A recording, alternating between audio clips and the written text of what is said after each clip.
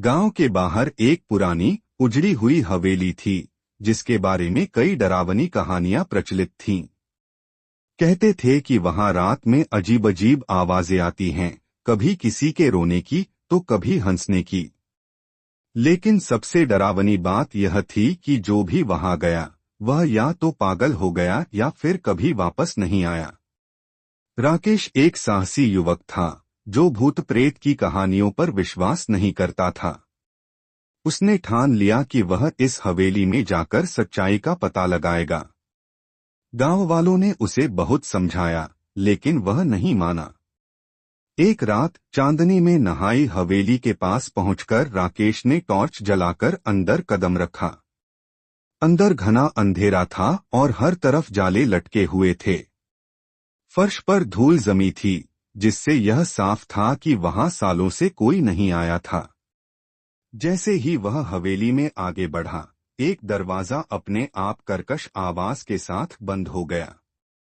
राकेश ने मुड़कर देखा, लेकिन वहां कोई नहीं था। तभी उसे ऊपर किसी के चलने की आवाज सुनाई दी। वह हिम्मत जुटाकर सीढ़ियों की ओर बढ़ा। अचानक उसे ठंडी हवा का एक झोंका महसूस हुआ और उसके कानों में किसी के फुसफुसाने की आवाज आई, तू यहाँ क्यों आया है? भाग जा। राकेश का दिल तेजी से धड़कने लगा, लेकिन उसने खुद को संभाला और ऊपर के कमरे में झांका। वहां एक पुराना झूला अपने आप हिल रहा था, जबकि हवा बिल्कुल बंद थी। अचानक झूले पर एक धुंधली सफेद साया प्रकट हुआ। उसकी आंखें सुर्ख लाल थीं और वह धीरे धीरे राकेश की ओर बढ़ने लगी। राकेश के कदम पीछे हटने लगे, लेकिन तभी हवेली की एक पुरानी तस्वीर पर उसकी नजर पड़ी। वह तस्वीर किसी महिला की थी, जिसका चेहरा झूले पर बैठे भूतिया साए से मिलता था। राकेश को समझते देर नहीं लगी कि यह आत्मा उसी महिला की थी, जिसकी मौत इस हवेली में वर्षों पहले रहस्यमय परिस्थितियों में हुई थी। कहते थे कि उसे उसके ही परिवार वालों ने मार दिया था और तभी से उसकी आत्मा यहाँ भटक रही थी।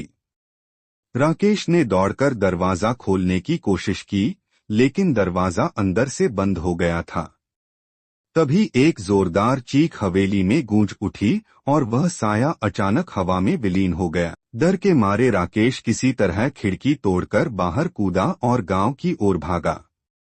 जब वह गांव पहुंचा, तो उसने लोगों को पूरी कहानी सुनाई।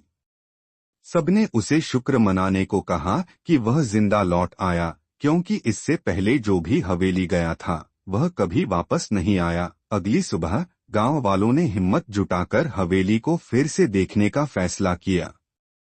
लेकिन जब वे वहां पहुंचे तो पाया कि वह हवेली अब वहां थी ही नहीं। वहां सिर्फ एक वीरान जमीन थी, जैसे हवेली कभी थी ही नहीं। क्या वह हवेली सच में थी? क्या वह आत्मा अब भी कहीं भटक रही थी, या यह सब एक भ्रम था? यह रहस्य आज तक अनसुलझा है।